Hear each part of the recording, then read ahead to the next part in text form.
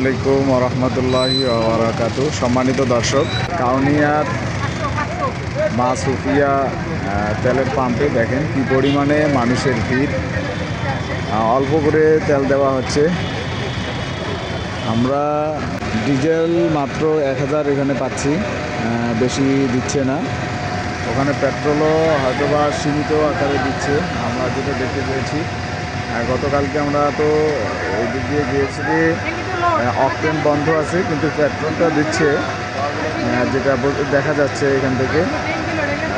তো সর্বোপরি কবে যে এই তেলের ভোগান্তিটা স্বাভাবিক হবে আল্লাহ ভালো জানে।